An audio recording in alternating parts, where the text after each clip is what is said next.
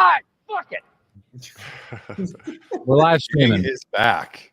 Huh? We are together. The team is back. That's right. The team is back. Today, this is the BCM Podcast. Today, I'm your host because it's Brad's week. We're live streaming. Did we tweet about it? Anybody? No, but we will. I'll do that right now. We need number one fan, Brian Searle. Brian Searle's here? Fuck yeah, Brian. Hell yeah. Welcome to the show. Today, I'm your host. Next week, it'll be Charles, and it'll be Michael. But today, we're talking about quite a few topics. Please be sure to subscribe and share this with friends, especially since we're live streaming. We want that audience, people to come in the comments and tell Charles why he's wrong. We'll be talking about Graham Hancock versus Flint Dibble. Michael's so excited about that. He loves it. He was oh my God, he's into it. Speaker Johnson, he's got some controversies going on and some other stuff. I want to bring up this video of Elizabeth Warren as well about how she wants to end the Apple monopoly. Oh, well, and I just want to throw out there, if you guys are watching and you like this platform and you want to use it for yourself, click the link. We will get $25 and we will share it with you. What are you talking about? What platform? It's StreamYard. Oh, yes. Okay. Now it gives us the option to share a link during our videos, and if people use it, we get $25. Okay, and who gets that $25? There's three of us here. That doesn't really divide evenly. So 5, 5, and 5. That's $15. Thank you. Okay. Good thing we're live streaming, so you can't edit that out. All right. So where do we want to begin?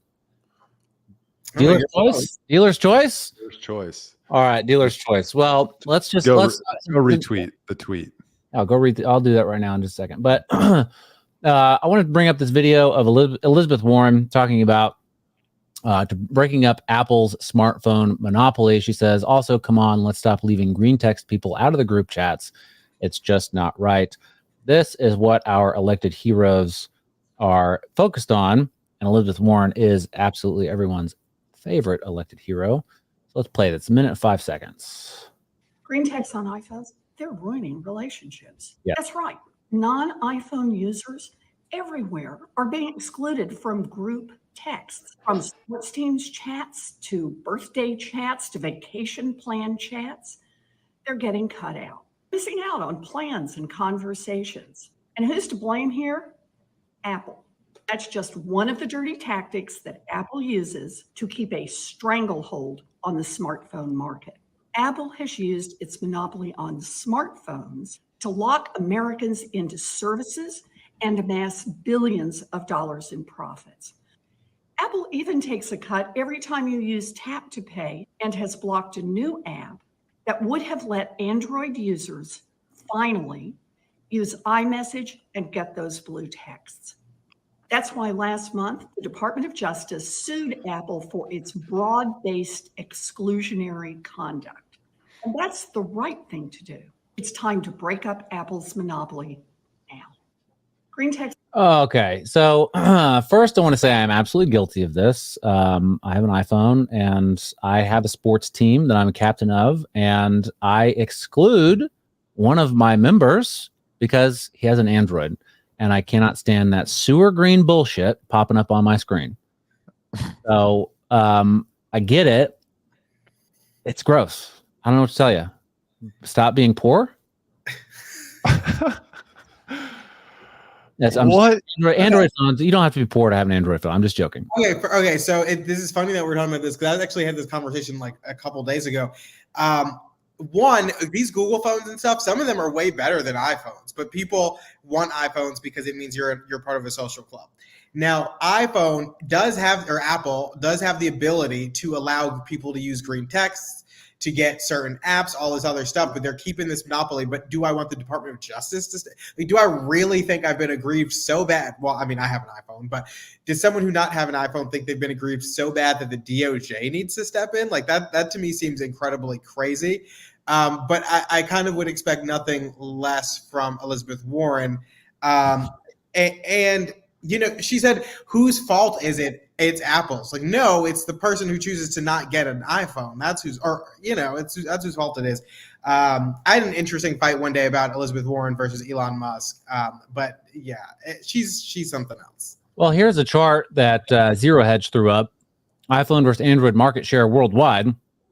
Now, I don't know if Elizabeth Warren, she's not focused on worldwide per se, but she is. I mean, Android certainly has a major share of the market, probably because I think Androids are just more available. I think they're probably cheaper in other markets. Old Androids, right? Probably. I don't know. They're also good phones. Like they do have good quality. And People are going to stop listening to us if you think that Androids are good phones.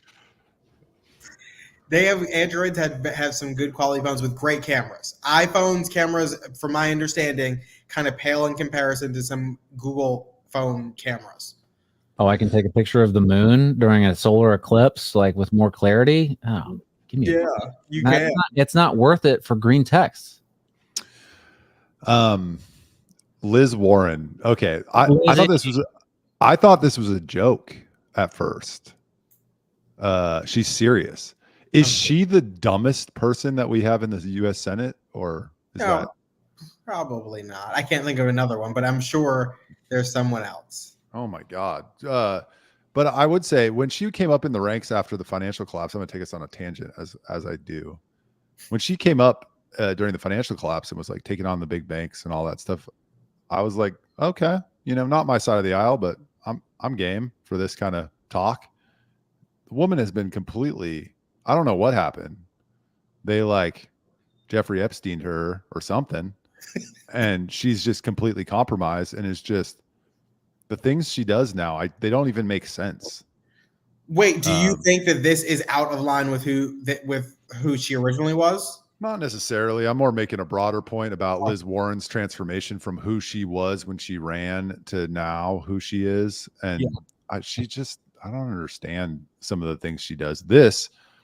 I don't know. Yeah, maybe busting up Apple's monopoly is kind of consistent with her brand, but like of the things you need to talk about and focus on, Liz Warren, she transitions, Michael, to something. Well, to a white woman. Previously, she was an Indian woman. Oh, that's true. So it's just these are the priorities of a white woman. Before holding, big finance accountable or whatever the hell she was doing. Those were the priorities of a Native American woman.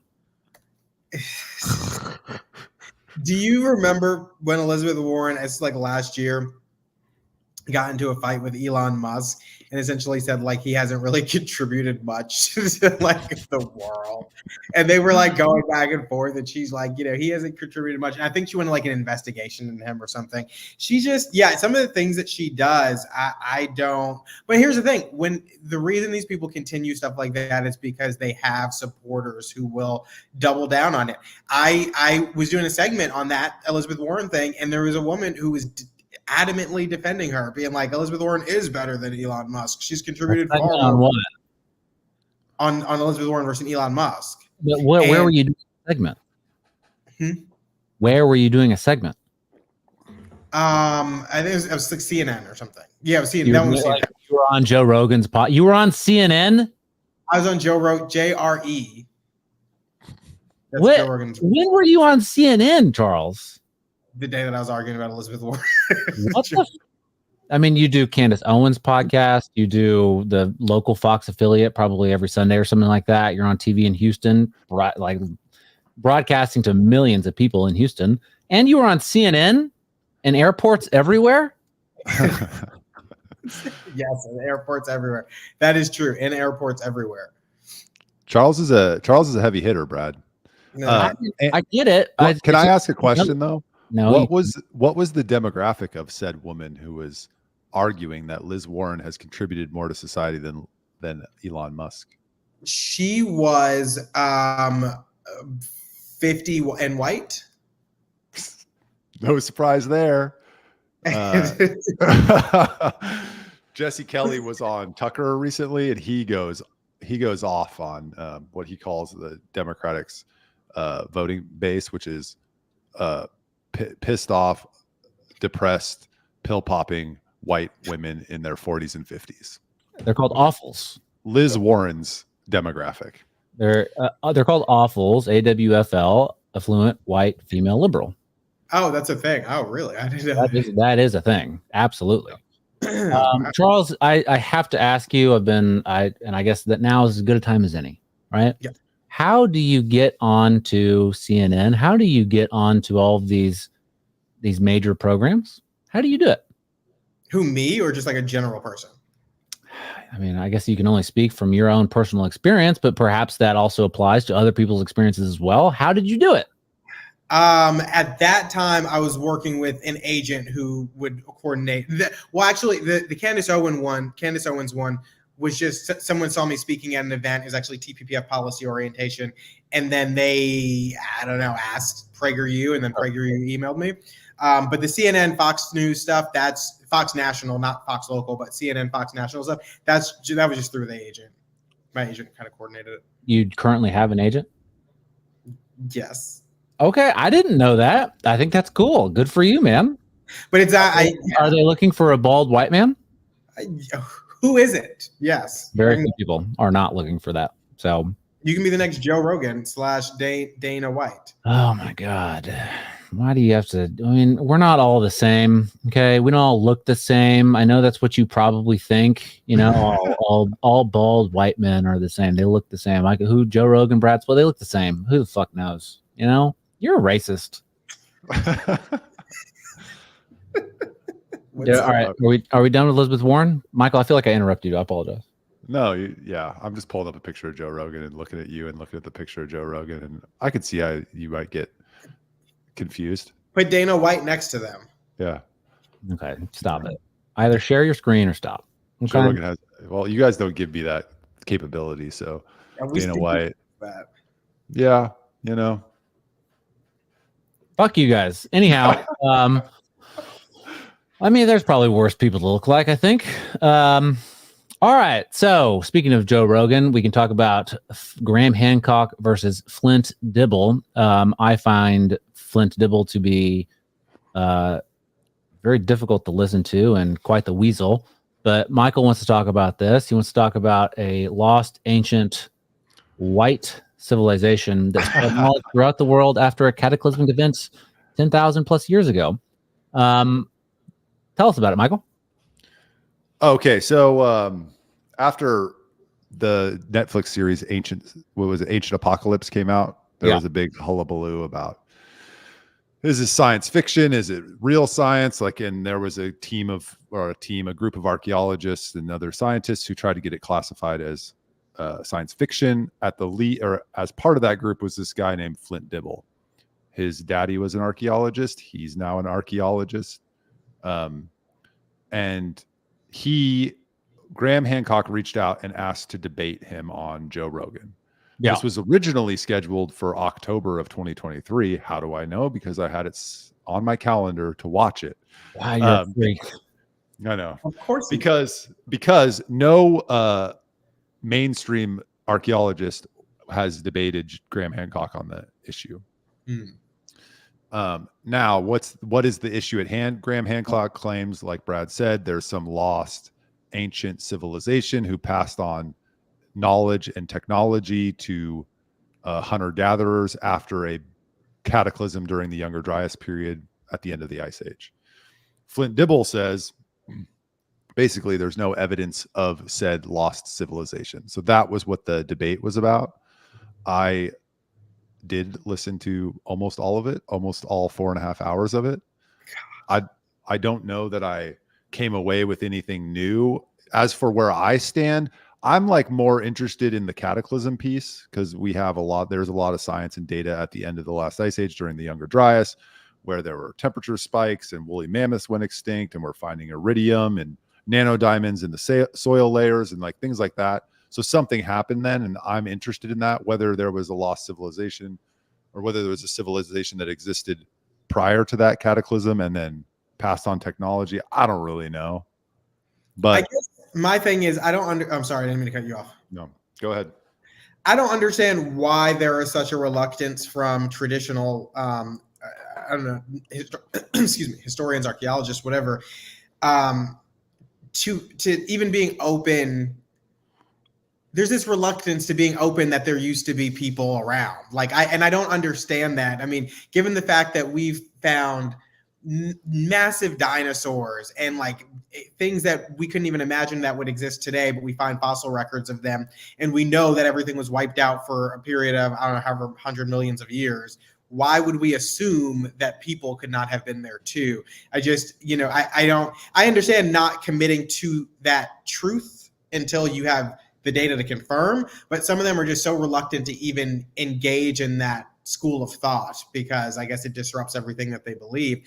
But it's mind-blowing. I mean, to think that there could have been a T-Rex, there was a T-Rex that's probably like as high as my apartment building right now, could walk by and be at eye level, but yet we're not going to believe that there were some people walking around like making tools and stuff. It's strange to me. Yeah, well, the dinosaurs are fake, which I think is what Michael was about to say. I think that I don't know that Graham Hancock. I don't really know what was his argument. Like, look, you guys just haven't done enough to say for sure that there wasn't a lost civilization, right? And Dibble was saying, look, if there's evidence, we'll talk about it. We have nothing against the idea, but we just haven't found anything like that. Is that a good summation? Yeah. Graham Hancock says they haven't, done enough investigation in the Amazon rainforest, or they haven't looked at the Sahara Desert, or they haven't looked at the continental shelves where they used to be above sea level during the Ice Age. And so archaeology doesn't focus on trying to find this. The thing that Graham Hancock gets wrong, and he did this in the documentary, and he did this in the debate, and he's done this in other podcasts, he starts to speculate too much. And he did this in his first book because he wrote Fingerprints of the Gods in 1994, and he ascribed the climate change that got rid of to continental drift. And now he's like, oh, whoops, that was wrong. Now I think it's this comet impact. So where Graham Hancock gets himself in trouble, and this is because he's a journalist and an author, not a scientist, is he starts to speculate about things he couldn't know, but that he believes and wants to be true. And he gets himself into a lot of trouble. If he stuck to the facts, for example, and they did a long thing on this, the water erosion around the enclosure of the Sphinx.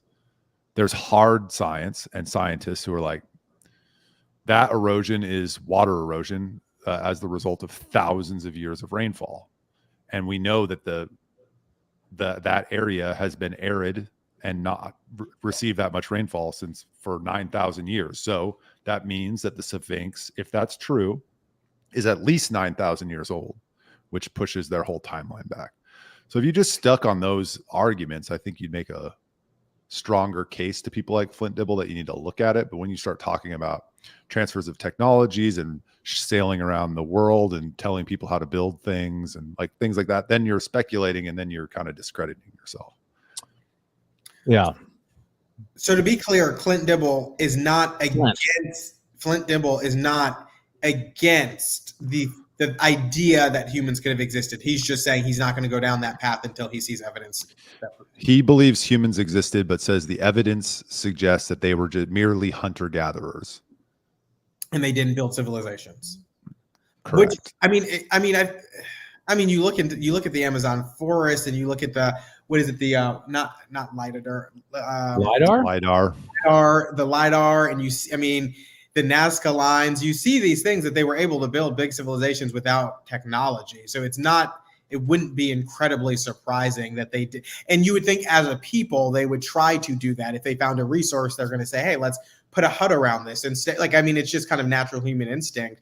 But yeah, I don't know. If you guys had to go back, would you rather be a hunter-gatherer or would you rather be a civilizer? A civilizer? Is that some sort of is there racial undertones to that? That would be colonizer.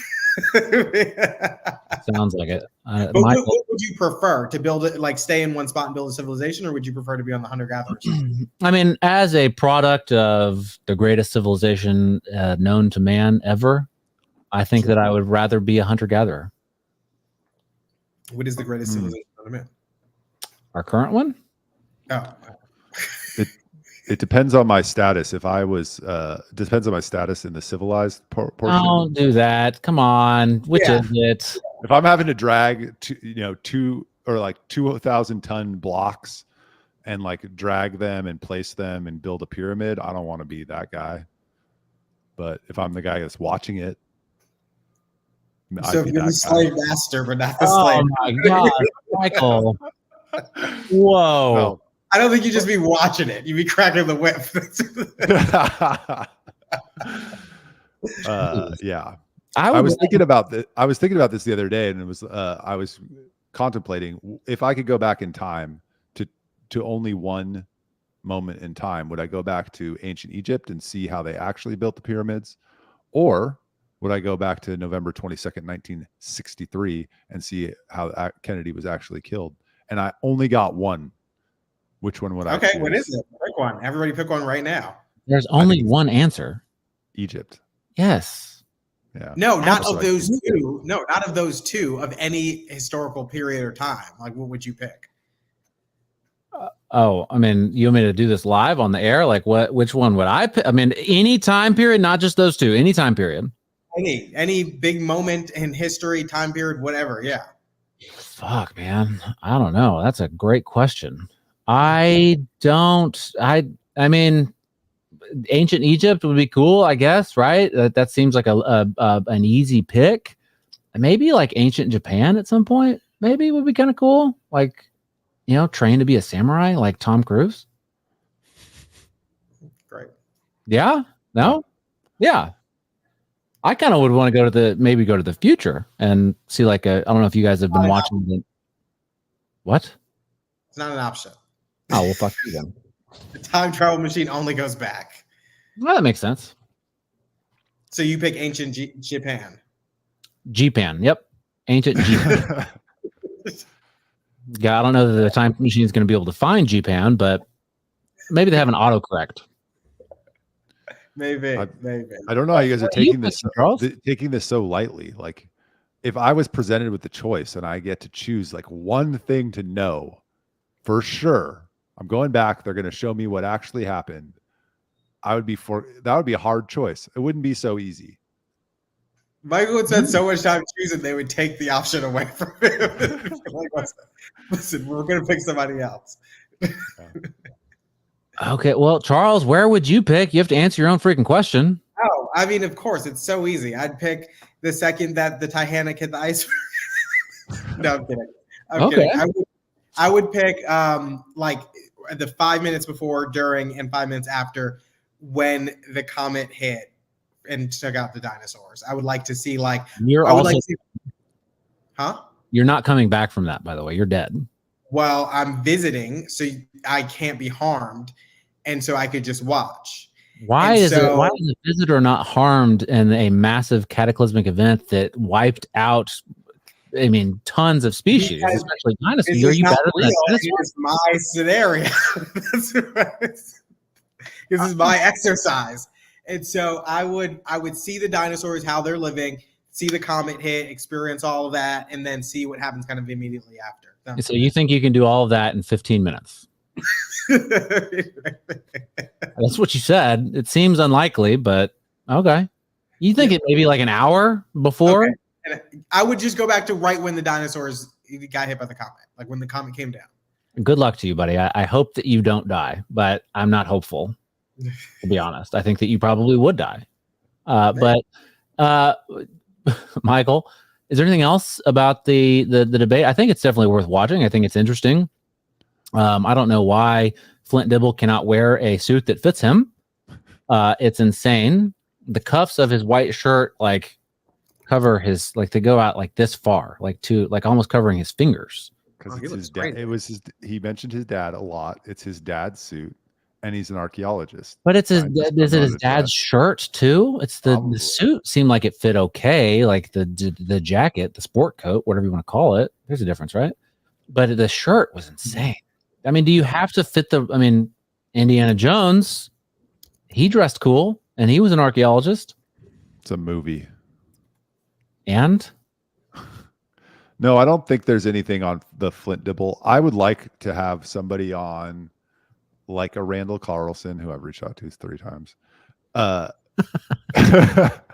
on the show to just kind of go through the known science from the time. And then you can speculate from there. Okay, if we know that there was this big cataclysm at the end of the Ice Age, is it possible that there were more modern civilizations that existed before whatever happened?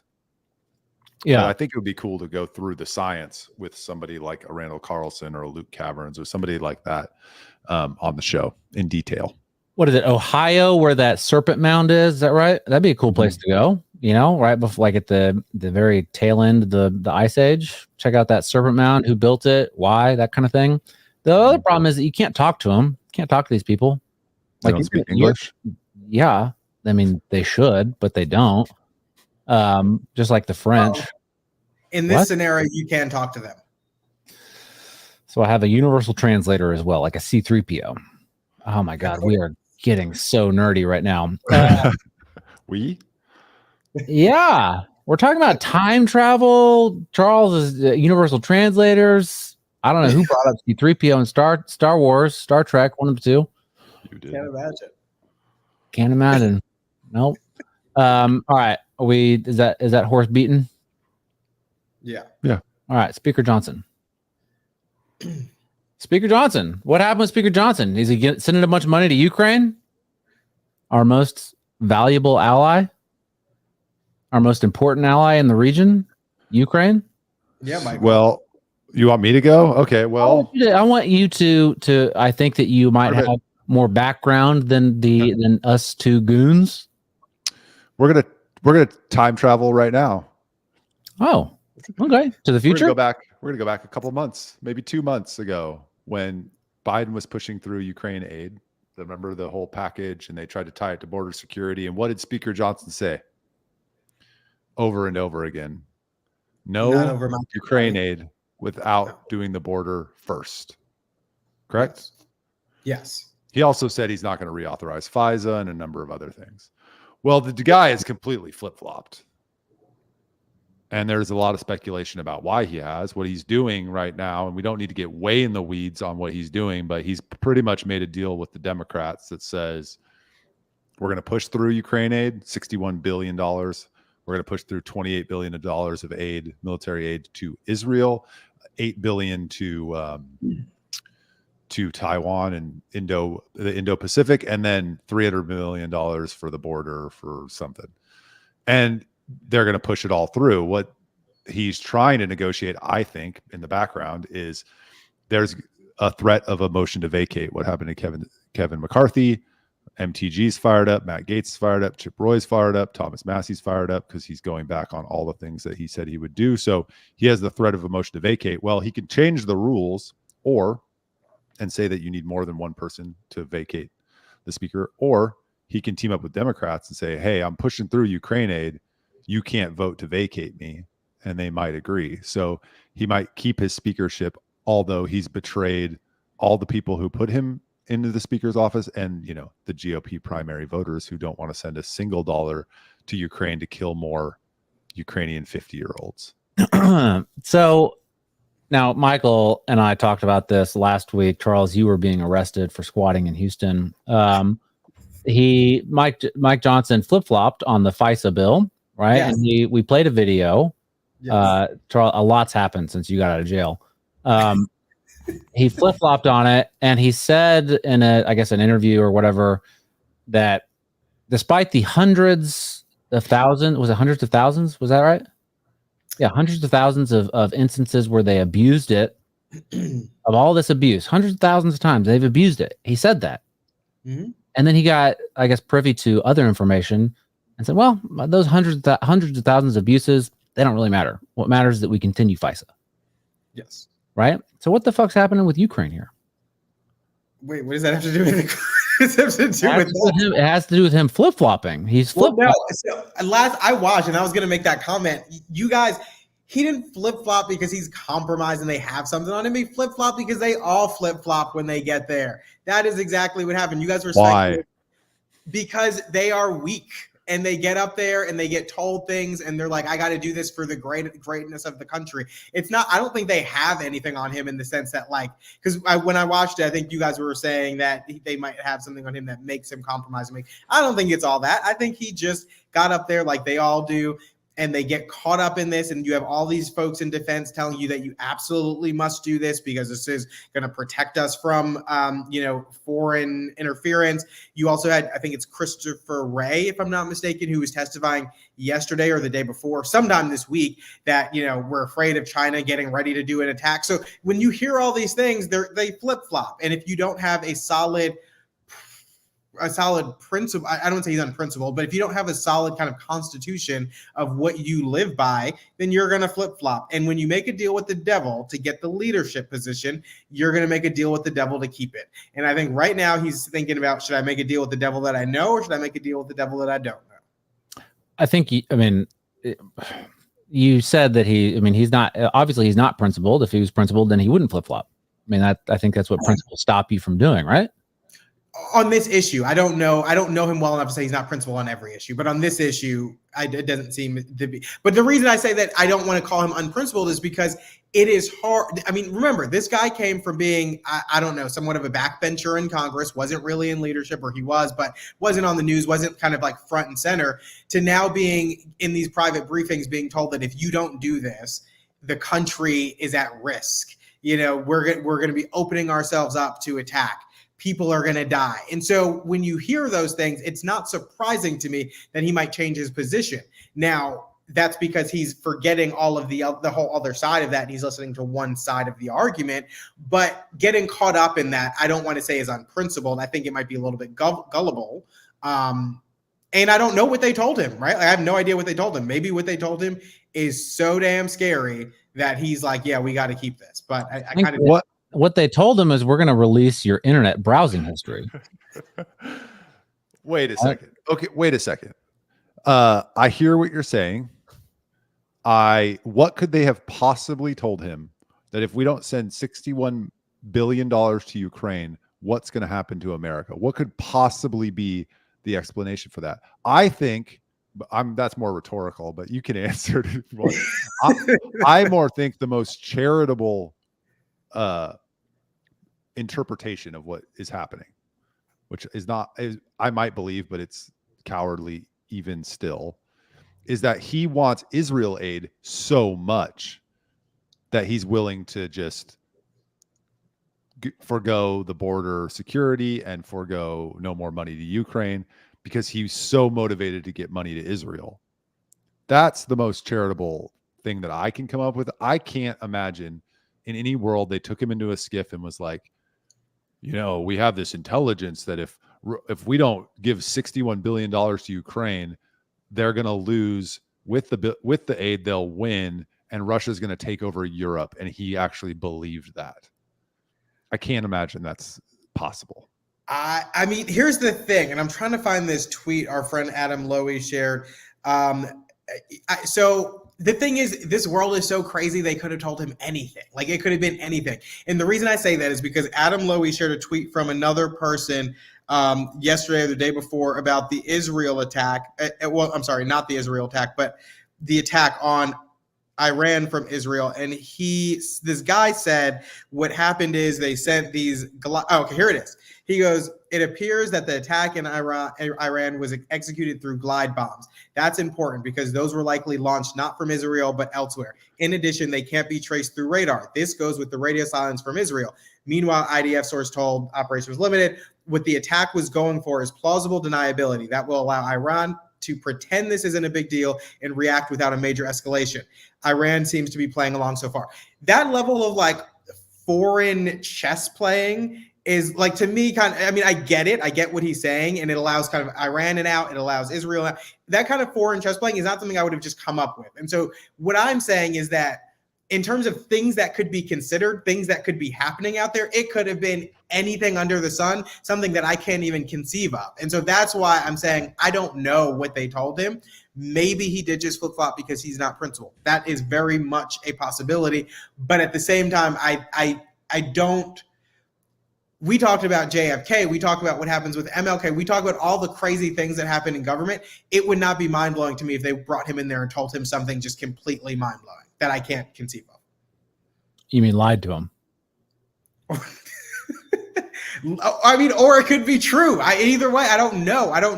My point is, I don't agree with him, but I'm just saying I don't know that I want to necessarily call him unprincipled. That was my one point. I don't know one way or the other if he is unprincipled, but I do know that he made a deal with the devil to get this speakership, and he wants to hold on to it, and he's about to make a deal with the devil one way or the other to keep it.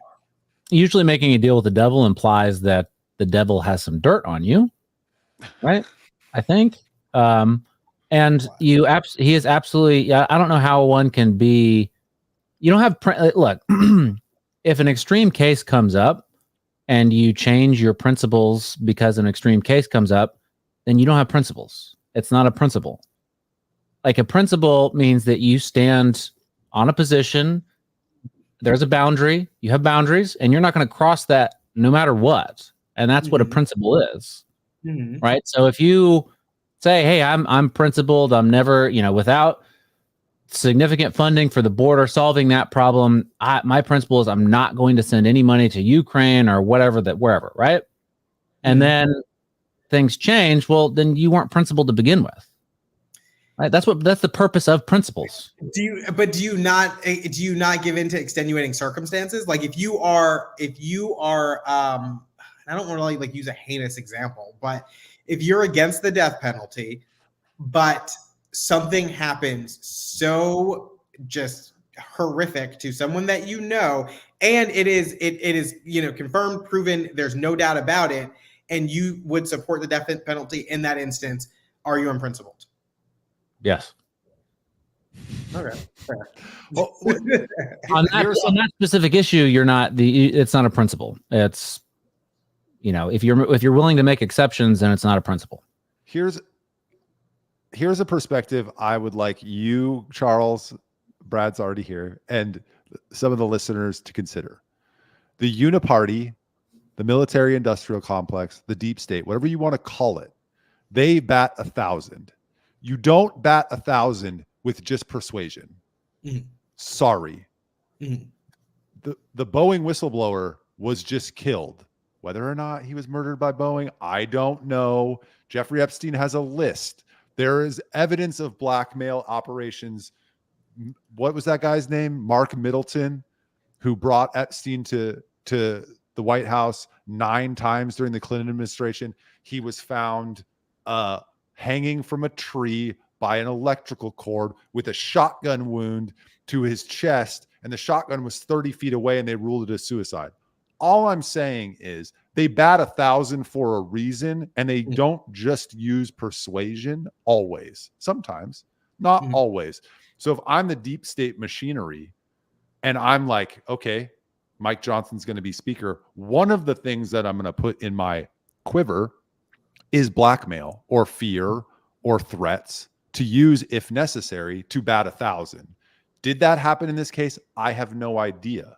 But to speculate that they don't have something on him that's personal or scary to him, I think defies all evidence that we've seen for the last 20 years of how they operate in DC. So I get my point in saying that was, I don't think that in this instance, he changed his position because they have something on him. That was my point.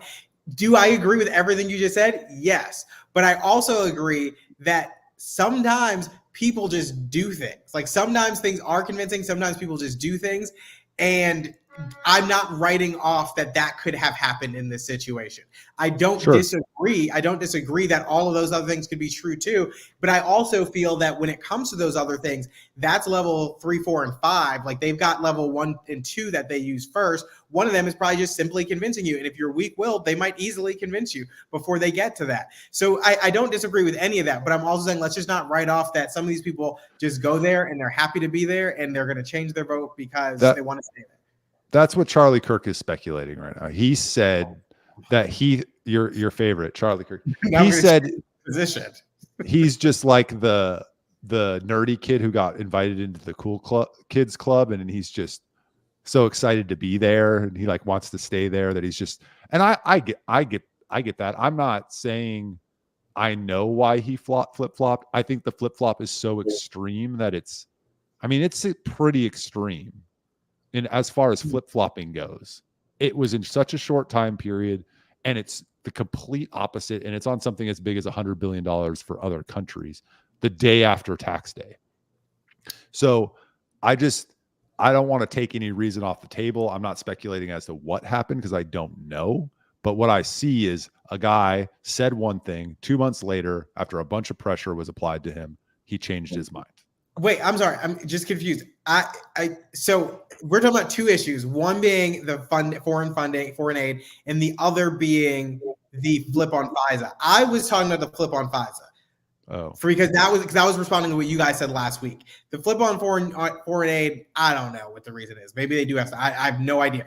I would lean towards being more true that they found some way to cajole him into doing that because there's more money at stake. FISA, I mean, obviously it's a huge thing for the intelligence industry, but there's a lot more defense contractors who are like foaming at the mouth to get this foreign aid money. So I would think it would be more plausible in that instance. But just to be clear, my specific comment was in regards to the FISA issue because you guys were talking about that last week. You said that there's like levels 1, 2, 3, 4, 5, right? And like maybe level 5 is, they threaten to kill your child or something. I don't know, whatever they do, whatever those crazy people do. And step 1 is just, maybe here's what we want to tell you, real nice. What do you think about it?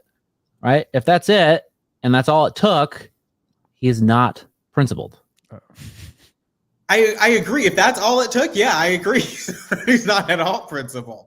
But there was a book, and I don't know which senator it was. He came out with this book maybe 2 or 3 years ago. I think he's still actually in Congress, where he said that they were about to take a significant vote, and he was walking on the National Mall or walking near one of the monuments, and like 2 people came up to him and gave him like a folder the day before the vote. Do you guys remember hearing about this? No.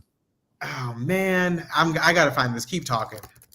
Keep talking. Oh, got to fill dead air. I don't know if I'm ready for the big time. Sorry, don't give me that. I can't do CNN. I mean, what are Gates and MTG and Thomas Massey and Chip Roy going to do? Like, are they really going to allow this? If they're principled, then no. Right? They've been very clear that stuff like this is not allowed, and there will be consequences if something like this does happen. Right? If they have principles, then they will actually take action rather than tweeting about it. Yeah, but they're thinking we're going into the general election. We have the House now by 1 vote. We need to gain votes in the House. We need to take the Senate, and we need to get the presidency. This will create another atomic bomb in the Republican Party, because what will happen is if they move to vacate, Speaker Johnson's going to have to get some amount of Democrats to support him, and it's just going to be what we just saw in Texas at a national level in terms of the feud within the party. So it's not united for November. Yeah. I think they might back down. You think that? Well, then they're not principled. Unless they're lying about their principles, right? If Thomas Massey is principled. let me finish. If they say that we are principled on this position, right, then they have competing principles. Their principle is maybe to win and gain power at, almost any cost. Maybe that's their principle, in which case that makes sense. Then they're still principled. But if their principle is holding government accountable, not wasting taxpayer money on all these, crazy things like war in Ukraine, all that stuff, if that's their principle, then they need to do something about it. Right? So make up their minds is what I'm saying. They can vote no on the aid. Why do they have to vacate the speaker? But because long story short, said they would. Some of them said they would. Long story short, this is why people hate the Republican. This is why some people that vote Republican hate the Republican Party. Yours truly included. Holy shit. Holy shit. Yeah, no, sorry. Go ahead. I'll bring it up in a second. Go ahead. Did you find it, Charles? This is why people hate the Republican Party. Yeah, because we're going to send $61 billion to a war that's been lost for over a year now, that they're never going to win, and we're just killing more people. And then we're going to send $28 billion to Israel, which we haven't got into on this podcast, but Israel's fine. They're fine on their own. They don't need $28 billion of our taxpayer money. Charles, did you find your video or your quote? No, video. I can't find it. I'm trying to find what I need to type in, and I'm not finding it, unfortunately. unfortunately. Yeah, it's probably not true. Google disappeared that stuff. It was a couple months ago. Man, this sucks. I really wanted to find it. It's really interesting. Yeah, tell us more about your dreams. I believe you. I'm sure that happened, Charles. I if you find the quote, fine. But we do have a live show that we're doing right now. So I know. Taylor Swift's new album dropped today. Oh, do we want to talk about that more, please? No, I'm fired up about it. But what would you want? What do you want, Thomas Matt? Do you want them to vacate the speaker over this? Either of you, both of you. I mean, over this, no, because I don't know who is next. I mean, I feel like we keep doing this. I don't know who's next. If it's Chip Roy next, sure, go right ahead. But if it's what if it's Lauren Boebert? Exactly. What if it's Marjorie Taylor Greene? Like, that's what I'm saying. Like, we don't know who's next. Do I think that they should give him a hard time after this if this is what he forces through? Yeah, they should, and they should not kind of advance his priorities, and they should do whatever it takes to make sure the will of the body is heard. But vacating it, Lauren Boebert. Woo. What? The will of the body. Speaking of Lauren Boebert.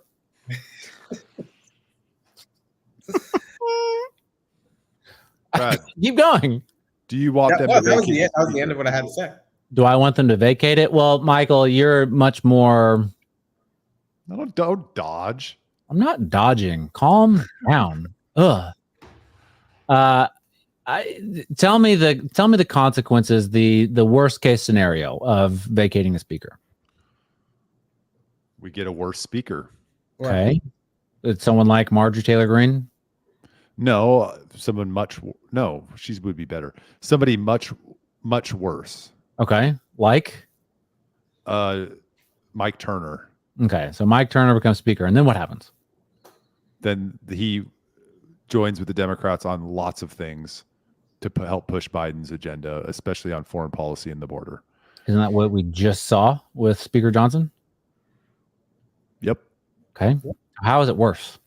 It would be worse. It would be more things. Maybe it's at the margins, but it would be worse. And would that would that help or not help Republicans? Not that I'm a Republican and rah go Republicans, but would that help them in the upcoming election?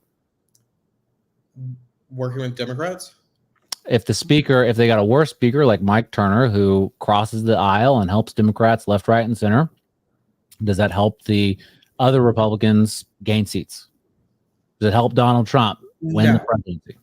No. It hurts? I mean, I think part of the what you need to do is continue to have the base motivated, and is the base going to be motivated by people who don't fight for them? No. It will be motivated against the establishment Republicans for sure. So does it help or does it hurt? Or, I don't know. I don't know what the answer is. So I think on a whole, it probably hurts. I think on a whole, it probably hurts because I think you want your people coming out, because we're talking about in November. So you want your people coming out to vote. And if they have a party that's not fighting for them, they're not motivated to come out and vote. So I would say on the whole, it hurts. In a primary, it would probably help the people who are in establishment.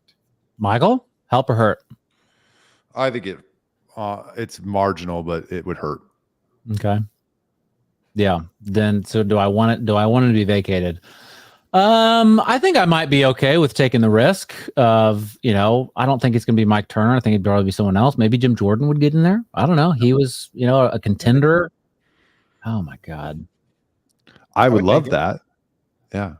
Okay. Well, guys, I'm just trying to answer your question here. I don't know who it would be, but if it's Mike Turner, that sounds bad. But if it's someone the same, maybe they would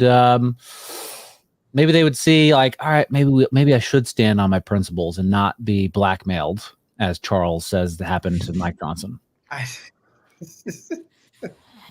No, but that's what you said. Okay, well, that's my answer. Sorry, I got distracted there for a second in the middle of that. Taylor Swift's new album just dropped, and it has 31 songs, 2 hours and 2 minutes worth of music. I kind of feel like that's a lot. Does Beyonce do that much? Yes. Here's the thing. I have strong opinions about this, not specifically Taylor Swift, but about kind of the length of albums. We have shifted from a music culture that used to actually enjoy long bodies of work, and we would listen for it from start to finish because that's how albums are meant to be listened, at least on their first listen. And we've shifted into this kind of TikTok generation where we want single after single after single. We don't want a whole album that paints a broader picture. We don't want 6, 7, 8-minute songs. We don't want albums with 25, 30 songs. We want everything to be short and quick. And I think some of the bigger artists are trying to push us back in that direction of giving us pure, thoughtful, well-reasoned bodies of work. Now, I don't know about her album. I didn't listen to it, but I assume that that's what's happening here. 31 songs sounds like a shitload, but okay. Think about it. We used to Deadmau5. In the early 2000s, 6, 7, 8, 9, 10, 11-minute songs. Tiesto, like 11-minute songs. We have even Bohemian Rhapsody. How long is that? 8, 9 minutes? So, we used to have these kind of like experiences with music that the artist would take us through these highs, these lows, these ups, these downs in a matter of minutes. And now we get songs that are 1:40, 2 minutes 20. Bohemian Rhapsody was unique even in its time. Sure. But not because of the length, because of the song in and of itself. But I think the length and the song in and of itself, on the journey that it takes you through, the meanings behind the lyrics, all of that stuff, I think that it was unique in its time. And that's why it was. I don't disagree that it was unique in its time. I'm just saying that artists used to do that more frequently. We would have longer bodies of work that they could really stretch their legs in, and we would get to see and hear these journeys, and we don't get that anymore with music. The greats, Freddie Mercury, Deadmau5, and Tiesto. Charles has obviously given this quite a bit of thought. So I like what he had to say. I won't listen to 5 seconds of Taylor Swift's new album. So is she trying to do that? Maybe. Will we get dinged if I play it? I don't know. Charles, you going to go carnivore? Thinking about it. Last night you were so excited about doing it, thinking about it. Well, I haven't eaten yet today, so I guess there's still a chance. No, I do want to go carnivore. You have said so many good things about it. The bit of research I've done sounds good. Probably won't do it permanently because I saw some people being a little critical of long-term effects, but I definitely want to try it. The difficulty I have with it, though, as I mentioned yesterday, is that a beef Wellington, it does not have very much other than meat. Like it's a very thin crust, but yet you can't even have that. And so that's where I'm like, let me help you. I'm in my 6th year. I'll be 7 years in January. You've not eaten anything but meat in 6 years. No, I've never claimed to only eat meat. Oh, I was just asking for clarification. No, that's okay. That's fine. And I'll tell you, and I think this applies to your beef Wellington example, as fucking random as that is. You can eat whatever you want, right? And you can call yourself. There are people that will argue that a glass of milk is not carnivore. All right, fine, argue that. I don't care. That's not that. I'll drink a glass of milk and I'll still call myself carnivore. People are going to freak out about definitions and is this or that. Are you really? Are you not? Who cares, right? If you want to try carnivore, I think that you should, and I think that you should be super strict about it, at least for like the first month, to see how you feel. And then if you want to introduce a beef Wellington every once in a while, like an absolute crazy person, then you can do that and see how you feel. And maybe the effect is so marginal you don't notice it, right? And so, yeah, you have beef Wellington once a week or twice a week or every day or whatever the hell it is, right? Now, there's people like the Jordan Peterson and Michaela Peterson, that father-daughter couple that love each other so much and are really kind of creepy sometimes. They do this because of autoimmune disorders. And so they actually have some real health issues. So they say, I'm going to believe them. I have no reason to believe that they're lying, because a lot of people do this. They say they do it because of autoimmune disorders. And if they eat something else, it really severely affects their health. And I know that that's true for a lot of people. And so they can't have a beef Wellington. I don't even think that they use salt, which is weird. So, just do figure it out, try it for a month, see, and then introduce stuff slowly and just see how you feel. Wait, so I have a question. Two questions. What are the positive effects that if you even remember, because it's been so long since you've not been on it, what are the positive effects that you notice after switching? And two, do you what do you just take you make a chicken and you just eat like a chunk of chicken? Nothing with it. You're straight up eating the meat and that's. So some people will go so far as to say that you can't use herbs and spices.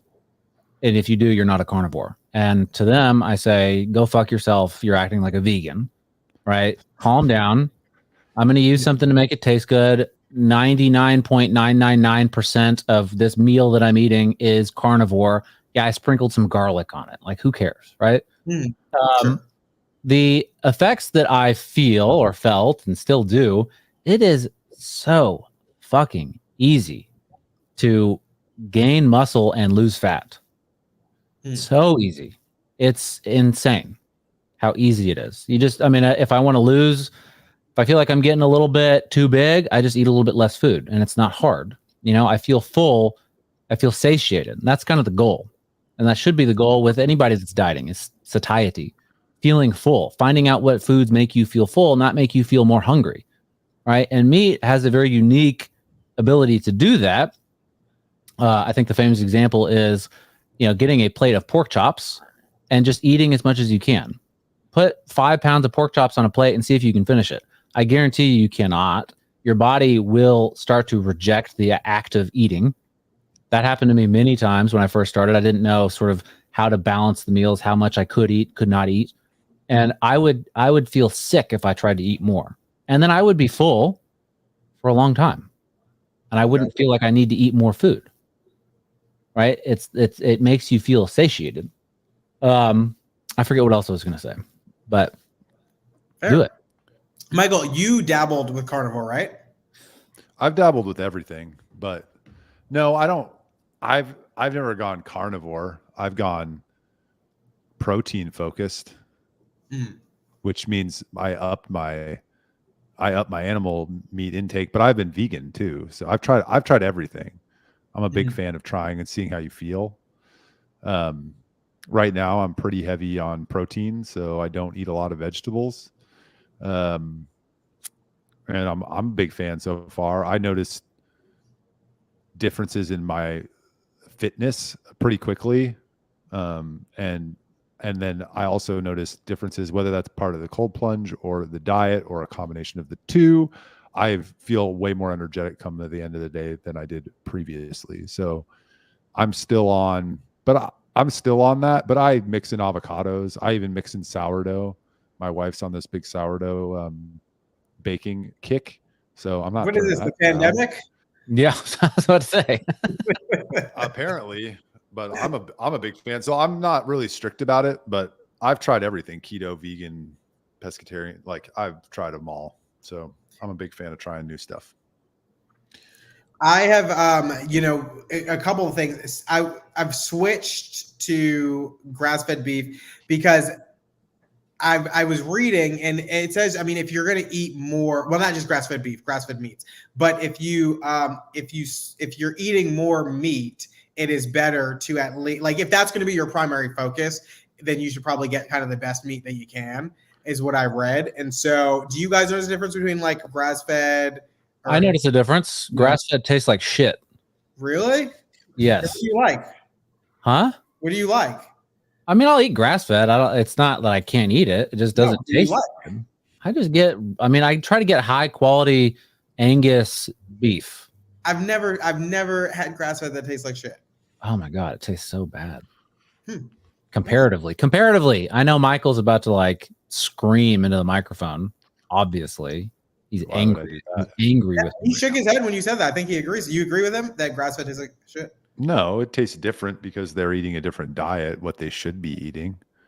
I agree that they should be eating it. And if I had to choose between a grass-fed steak and I don't know, a chicken, I'd probably choose grass-fed steak.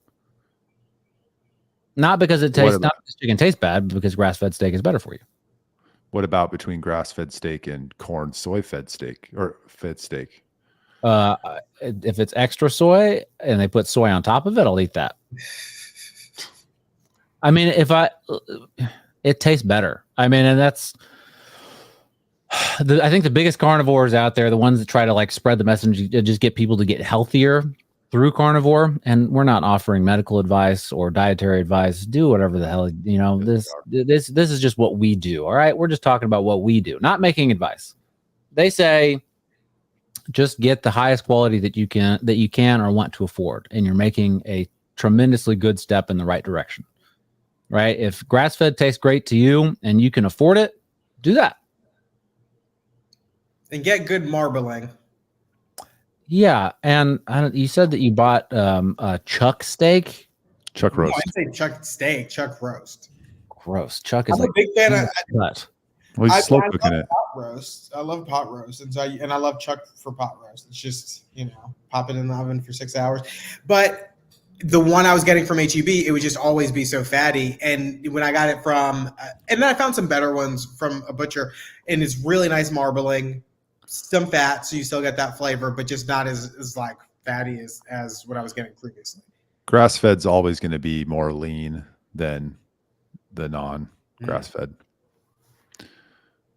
Yeah. Well, anyhow, I think you should do it. All right, I'll start today. Do you need an accountability partner? Yeah. You can text me or call me anytime. Thanks. Appreciate it. Like when he's about to eat a vegetable or something. I really want this kale. Holding a sweet potato. Should I do it? Yeah. Call me. Can I do this, Brad? Can I eat this sweet potato? Fuck you, Charles. No. Don't be a pussy.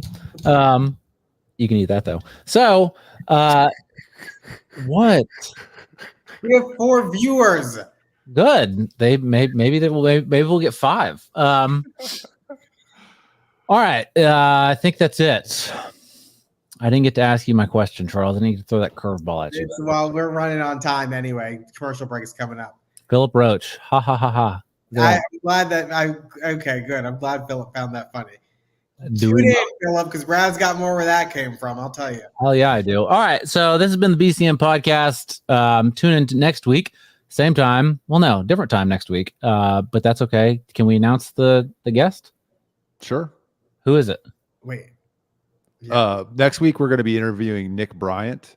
He's the author of the Franklin Scandal and the man who released Jeffrey Epstein's client list for the first time. Yeah. Maybe he has some thoughts on principles. Who knows?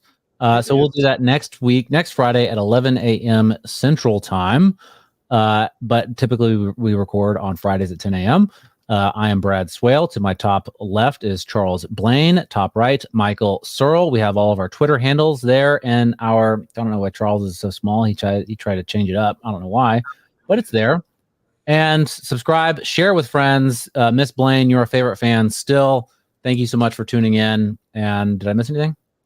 Nope. Thanks for tuning in, guys. Catch us next week. Bye. Bye. Bye.